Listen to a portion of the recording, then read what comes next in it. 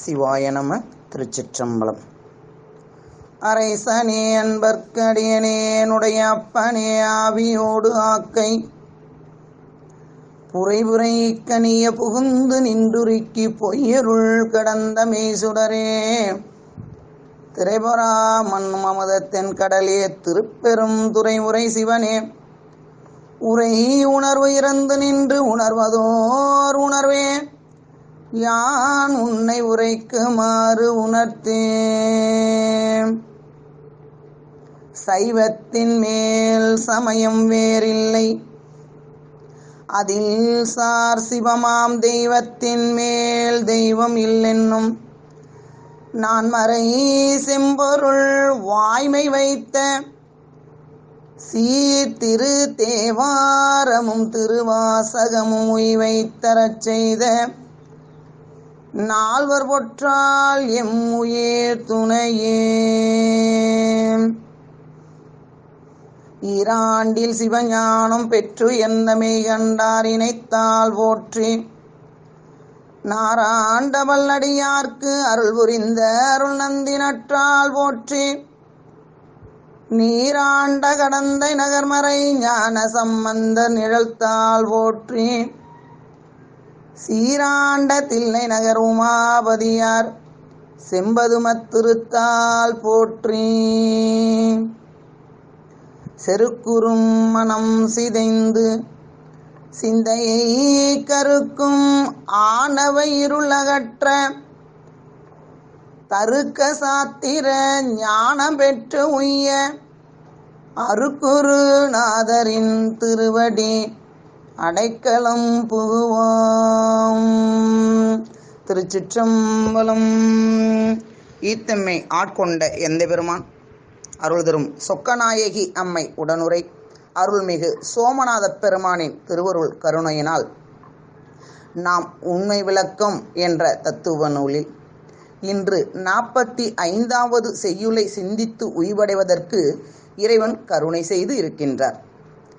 அவ்வாறு கருணை செய்து அருளும் இறைவனின் திருவடித் தாமரைகளையும் அருக்குருநாதரின் திருவடித் தாமரைகளையும் அடிநாயேனே இச்செந்நெறியில் ஆற்றுப்படுத்தி வருகின்ற ஆசிரிய பெருமக்களின் திருவடித் தாமரைகளையும் அடியார் பெருமக்களின் திருவடித் தாமரைகளையும் மனம் மொழி மெய்களால் வணங்கி மகிழ்கிறேன். அடிநாயேனையும் ஆண்டு அருள் செய்யும் சோமநாத பெருந்தகை அடிநாயேனை கருவியாக கொண்டு இச்செய்யுளுக்கு பொருள் சொல்லி அருள வேண்டும் என்று அவருடைய திருவடித் தாமரைகளுக்கு விண்ணப்பம் செய்து கொண்டு இன்றைய சிந்தனை முக்தி அடைந்தோர் நிலை. பக்தி செய்தால் முக்தி கிடைக்கும் என்பது நம் காழிவில்லையின் அருமையான திருவாக்கு.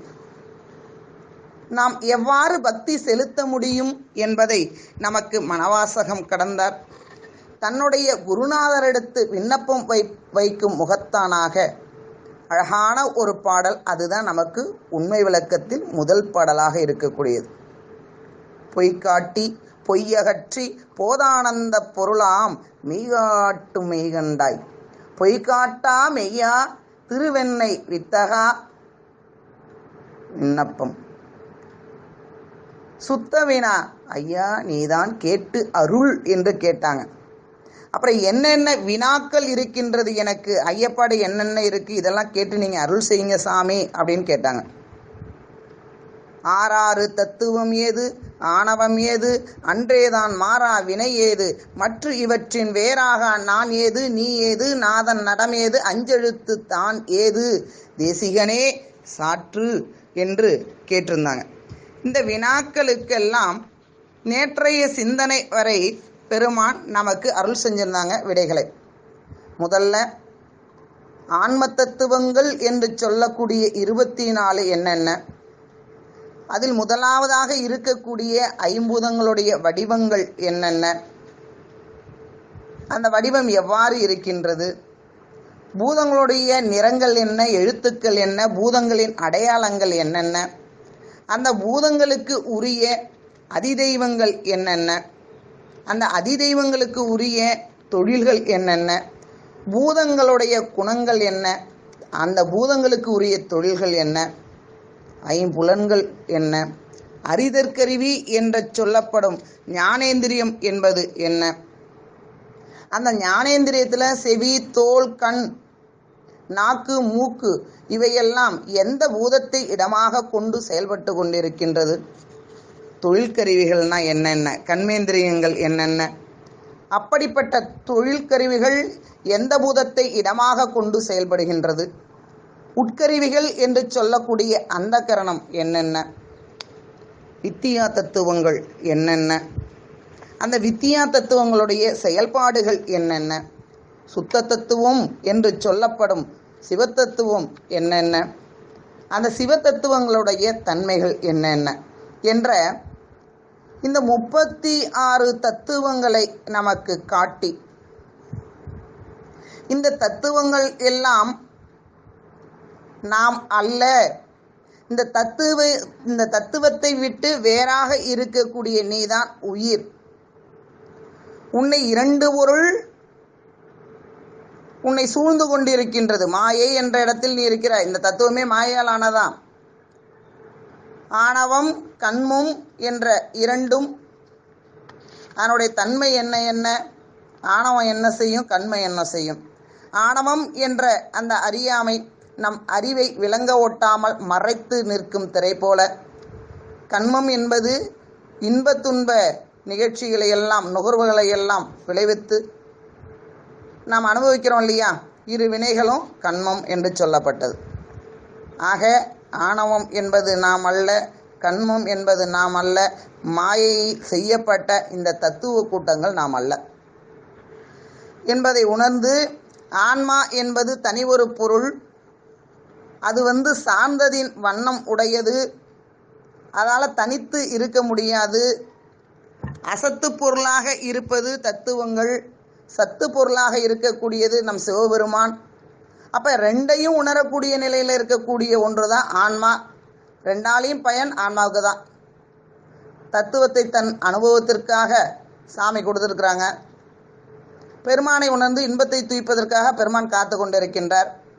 ஆக இந்த உயிர் என்ற ஒன்றிற்கு சதசத்து என்று பொருள். தத்துவங்களோட இயல்பு என்னன்னு சொல்லி பார்த்தீங்கன்னா, அது ஒரு சடப்பொருள், தம்மைத்தாம் அறியாமல் இருக்கக்கூடியது.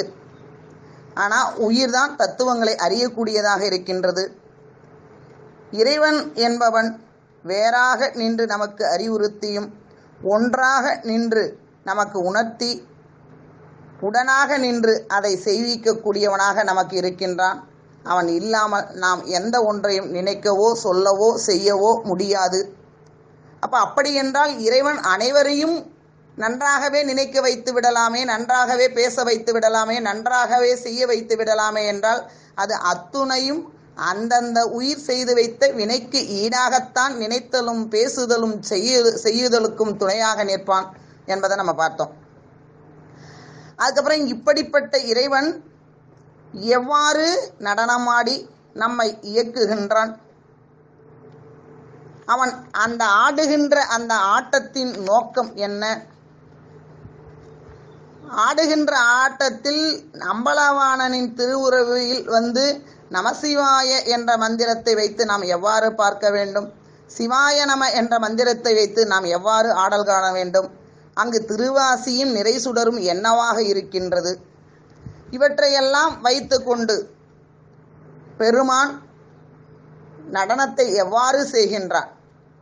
ஊன நடனம் செய்கின்றான். ஊன நடனம் என்றால் ஒடுக்கிய உலகத்தை மீண்டும் தோற்றுவிப்பதற்கும், உயிர்கள் அதாவது உறங்குவதற்கும் ஒரு ஐந்தொழில் செய்வான். அப்படி செய்கின்ற ஐந்தொழிலும் உயிர் விழிப்பு நிலையிலிருந்து தத்துவ கூட்டங்களோடு கூடி உலகியல் இன்பங்களை நுகர்தல் பொருட்டு ஒரு ஐந்தொழில் செய்வான். இது சூக்கும ஐந்தொழில் எனப்படும். இது எல்லாமே ஊன நடனம் என்று சொல்லப்படுகின்றது. இதை இப்படித்தான் பெருமான் செய்கின்றான், இந்த கையால் இப்படி செய்கிறான் அப்படிங்கிறத நம்ம தெளிவாக பெருமான் சிந்திப்பதற்கு வாய்ப்பு கொடுத்தாங்க. அதுக்கு அடுத்தது ஞான நடனம். ஞான நடனத்தை எவ்வாறு செய்கின்றான்? ஆனந்த நடனத்தை எவ்வாறு செய்கின்றான்? அப்படி அந்த ஆடலை கண்டவர்களுக்கு பிறப்பு இல்லை என்று சொல்லியாச்சு. அப்ப பிறப்பு இல்லை என்று சொன்னதின் மேலாக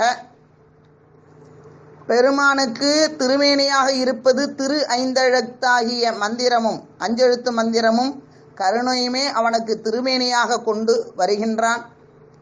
அப்படிப்பட்ட திருமேனியை ஏன் இறைவன் தாங்க வேண்டுமென்றால், உயிர்களின் கருமேனியை கழிக்க வேண்டி அவ்வாறு தாங்கி நமக்கு ஆடல் ஆடி அத்தனையும் இயக்கி நமக்கு உணர்த்தி பக்குவம் பெற்ற நிலையில் அந்த உயிரை தன் திருவடியில் வைத்து இன்பத்தை கொடுத்து கொண்டிருக்கின்றார்.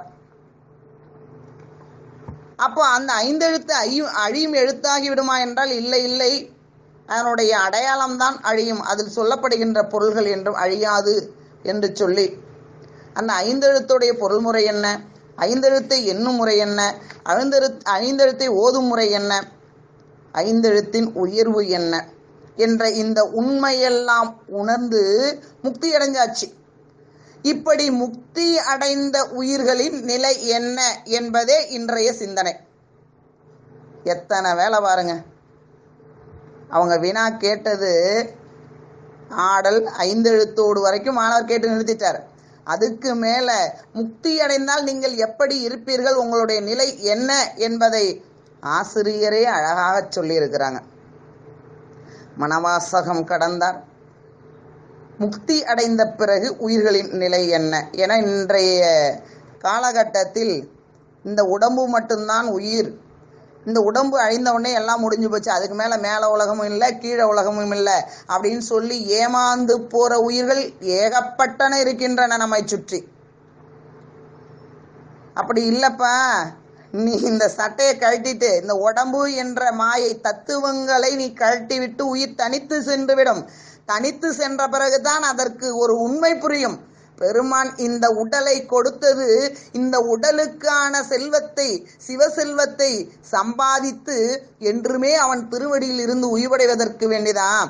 ஆனா அதை சம்பாதிக்காமல் இந்த மாயையின் காரணமாக, மாயையே நமக்கு உடலாக இருப்பதின் காரணமாக, இந்த மாயையே உலகமாக இருப்பதின் காரணமாக இது சார்ந்ததின் வண்ணம் என்பதால் அதை சார்ந்து நின்று உடலுக்கு தேவையான செல்வங்கள் அத்துணையும் ஓயாது உழைத்து உழைத்து உழைத்து உண்டு உண்டு உறங்கி இதை மட்டுமே செய்து தன் உயிருக்கு தேவையான செல்வத்தை சம்பாதிக்காமல் ஏமாந்து விட்டு விடுகின்றது. எத்தனை அவல நிலை தெரியுங்களா? இந்த உடம்புக்குள்ள உயிர் இருக்கிற வரைக்கும் அது புரியாதுங்க.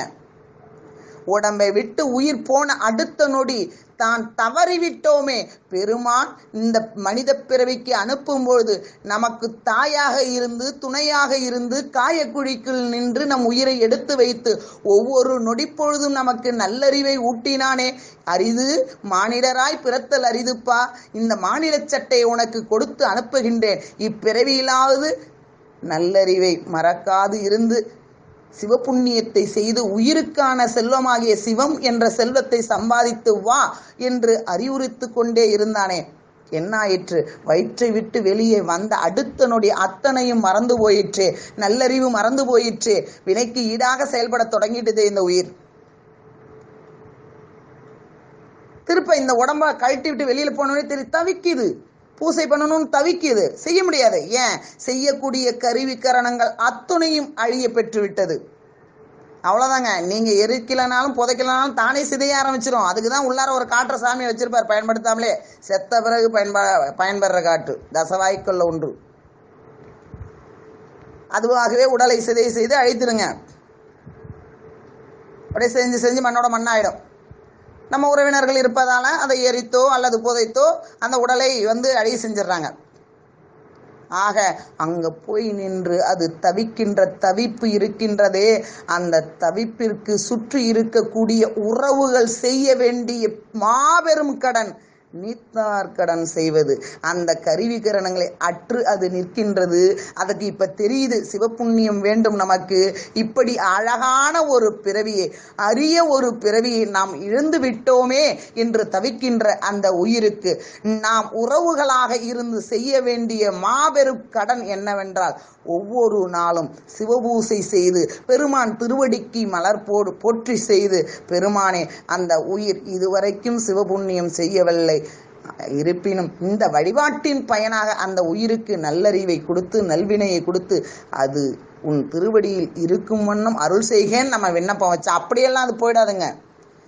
ஆனால் மீண்டும் வருகின்ற பிறப்பு பெருமானை ஏற்றி போற்றி தொழுகின்ற ஒரு பிறப்பாக கொடுத்து அது சிவபுண்ணியம் சம்பாதிக்கும் நிலையில் அதை பக்குவப்படுத்தி மீண்டும் அதற்கு முக்தியை கொடுப்பான். இதாங்க உண்மை. அதுக்காக தான் நம்ம பெரியோர்கள் எல்லாம் இறந்தவர் வீட்டில் 16 நாள் வெளியில் போகக்கூடாதுன்னு சொல்லி வச்சதுலாம் ஒழுங்காக எந்த வேலையும் கவனம் செலுத்தாமல் வீட்டுக்குள்ளேயே இருந்து ஒவ்வொரு நாளும் பூசை செய்து அவங்களுக்கு தேவையான புண்ணியத்தை கொடுக்க வேண்டும் என்பதற்காக தான். இன்னைக்கு யார் செய்கிறாங்க?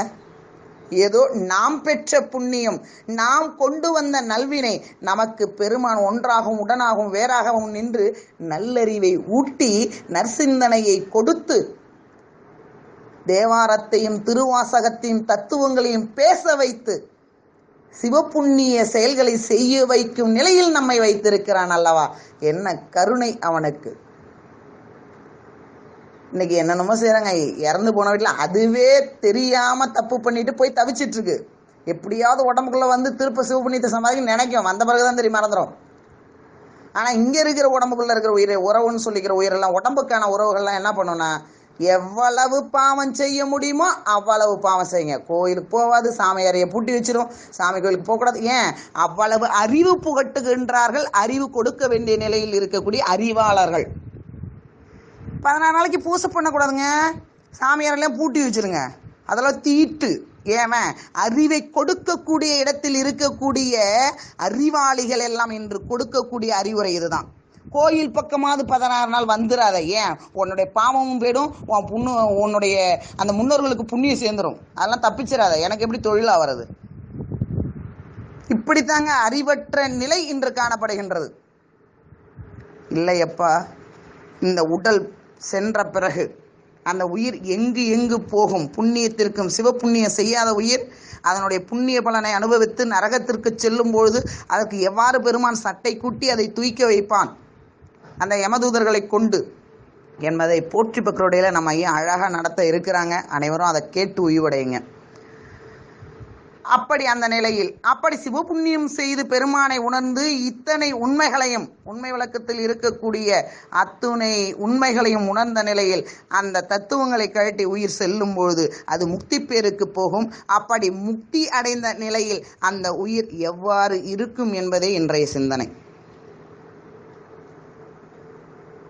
முக்திதனை அடைந்தோர் முந்து பழம் ரதம் போது மனம் அங்கே வெம்மை வித்தகமாம் வீணை எழில் நாதம் இவையிற்றின் போல ஒத்த விரவுவார் என்று ஓதும் விதி. பேரின்பம் என்று சொல்லக்கூடிய அந்த பேரின்ப வீட்டை அடைந்தவர்கள். நாம இயல்பா நம்ம வீடு கூரையாக இருக்கட்டும், இல்லை மாட மாளிகையாக இருக்கட்டும், வசதி உடையதாக இருக்கட்டும் அல்லது வசதி அற்றதாக இருக்கட்டும், நம்ம ஆசையின் காரணமாக எங்கே போய் தங்கினாலும் எப்படா வீட்டிற்கு வருவோம் என்ற உணர்வு நமக்கு இருக்குங்க.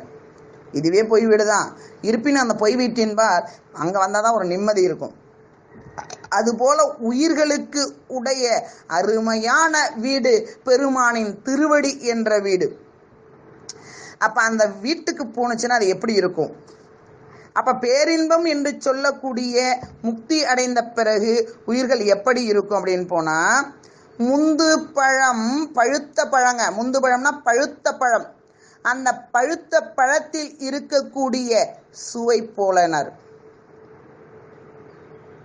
முந்து பழம் ரதம், பழமும் சுவையும் போல பிரிக்க முடியாமல் இருக்குங்க.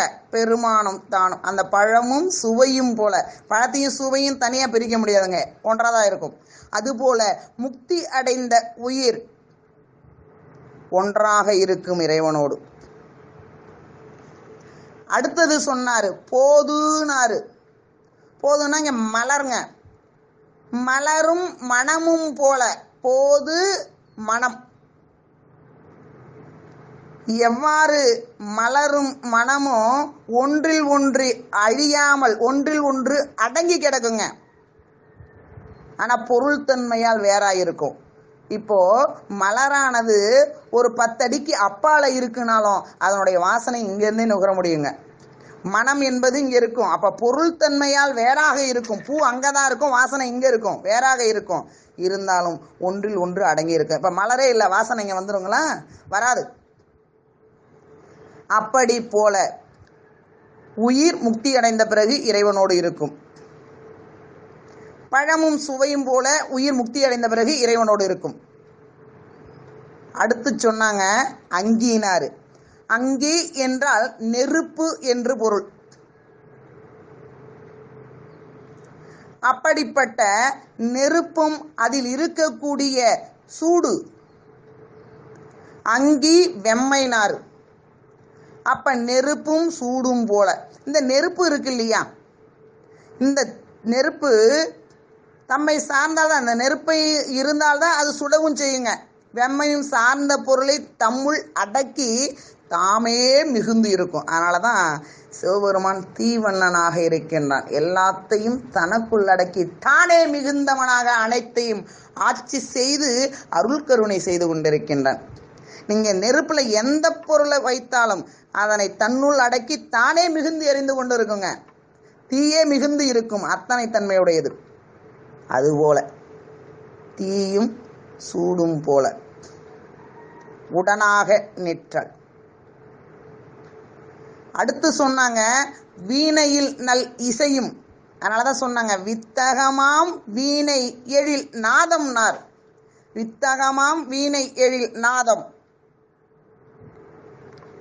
இந்த வீணை என்பது, வீணையின் ஓசை என்பது கேட்பவருக்கு பெரிய மகிழ்ச்சியை தருங்க. அதுபோல பெருமான் உயிர்களுக்கு பேரின்பத்தை கொடுத்து கொண்டே இருப்பான். ஆக வீணையில் பழத்தில் சுவை, மலரில் மனம், நெருப்பில் சூடு, தீயில் சூடு, வீணையில் நல் இசை.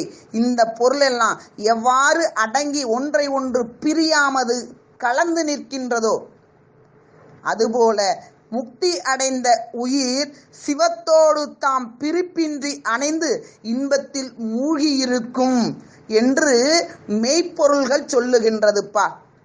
மெய்ப்பொருளாகிய தத்துவ நூல்கள் சொல்லுகின்றது. ஒத்த போல விரவுவார் என்று ஓதும் விதி மெய்ப்பொருள் நூல்கள் இவ்வாறு சொல்லுகின்றன என்று நமக்கு அருமையாக சொல்லியிருக்கின்றார். அப்ப இறந்த பிறகு நல்வினை சிவபுண்ணியம் இல்லை என்றால் அது சொர்க்கத்திற்கும் நரகத்திற்கும் சென்று உரிய பலனை துய்த்து மீண்டும் பிறவிக்கு ஆளாகும். சிவபுண்ணியம் ஒரு உயிரெடுத்து இருக்கும் என்றால், அது உண்மை பொருளை உணர்ந்திருக்கும் என்றால், உண்மை விளக்கம் தெரிந்து அறிவுபடுத்தி அதை செயல்படுத்தி அனுபவித்து துய்த்து இப்பிறவிலே பெருமான் திருவடியை அடைய வேண்டும் என்ற இச்சை இருந்தால் இப்பிறவிலேயே அந்த பெருமான் நமக்கு அந்த உயிருக்கு கொடுக்க வேண்டிய பக்குவ நிலையை கொடுத்து முக்தியை கொடுத்து அருள் செய்தே தீர்வான். அதனால நாம் செய்ய வேண்டியது ஒன்றே ஒன்று, இச்சை இச்சை இச்சை. இச்சைனா விருப்பங்க. பெருமான் திருவடிக்கு மட்டுமே அந்த விருப்பத்தை வைக்க வேண்டும். அதை வச்சிங்கன்னா அப்போ உலகில் எந்த வாழ்க்கையும் வாழக்கூடாது. எல்லாமே எப்பவும் போலதாங்க இருக்க போறோம். நம்ம 5 நெறிகளை ஒழுக்க நிலையில இருக்கணும். பெருமான் திருவடிக்கு மட்டும் இச்சை வச்சிங்கன்னா உங்களுக்கு செய்ய வேண்டிய அத்துணை தேவைகளையும், கிடைக்க வேண்டிய அத்துணை தேவைகளையும் சாமி கொடுத்துட்டே இருப்பான். புருஷனை விட்டுட்டு ஓடி போறது இல்லைங்க, மாமனார் மாமியாரை கவனிக்காத இருக்கிறது இல்லை, பிள்ளையை விட்டுட்டு ஓடி போறது இல்லை சைவம். முன்னாடி அந்த கணவனின் பால் ஒரு அதிக பாசம் வைத்து நீங்கள் செய்து கொண்டிருந்த கடமையை, பிள்ளையின் பால் அதிக பாசம் வைத்து செய்து கொண்டிருந்த கடமையை இறைவன் திருவடிக்கு மட்டும் அன்பு செலுத்துகின்ற நிலையில் அந்த கடமையை நீங்கள் அன்போடு செய்வீர்கள். அன்புக்கும் பாசத்துக்கும் வேறுபாடு உண்டுங்க. என்னன்னா, எனக்கு உரியவர்கள், அதனால் இவங்களுக்கு நான் செய்ய வேண்டும் என்ற அந்த உணர்வு அகன்று நாம் இறைவனுக்கு உரிய பொருள், இறைவன் தான் உயிர்களுக்கு உரியவன் என்று தன்னை உணர்ந்து தன் தலைவனை உணர்ந்து தனக்கு இப்பிறவியில் கொடுக்கப்பட்ட உறவுகளுக்கு தாம் செய்ய வேண்டிய கடமையை விருப்பு வெறுப்பு இன்றி, ஏன் பாசத்தோடு செய்யும் பொழுது என்னுடைய கணவன் என்னுடைய பிள்ளை என்று விரும்பி விரும்பி செய்த நீங்கள், அதே பிடிக்காத கணவனோ பிடிக்காத பிள்ளைகள் பிடிக்காத இருப்பதற்கு வாய்ப்பில்லை, இருந்தும் ஒரு சில வீட்டில் இருக்குது. மாமனார் அப்படி பிடிக்காது செய்ய வேண்டிய கடமை வெறுப்போட செய்யறது. ஒன்று விரும்பி செய்யும் உயிர், இல்லாட்டி வெறுத்து செய்யும்.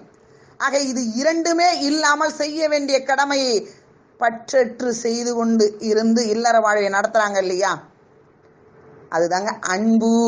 அப்படிப்பட்ட நிலையை நமக்கு கொடுத்து வாழ்க்கையில் செம்மையாக நம்மளை செல்வ வளத்துடன் வாழ வைத்து இந்த உயிருக்கு தேவையான சிவச்செல்வத்தையும் கொடுத்து அருள் செய்தே தீர்வான் என்பது உண்மை விளக்கத்தோட முடிந்த முடிவுன்னு நம்ம வச்சுக்கணுங்க. ஆக முக்தி அடைந்த பிறகு உயிர் பழத்தில் சுவை போலவும், மலரில் மனம் போலவும், தீயில் சூடு போலவும், வீணையில் இசை போலவும் சிவத்தோடு பிரிப்பின்றி இருந்து இன்பத்தில் மூழ்கி இருக்கும் என்பதை இன்றைய செய்யுளின் சிந்தனையாக சோமநாதர் நமக்கு அருள் செஞ்சிருக்கிறாங்க.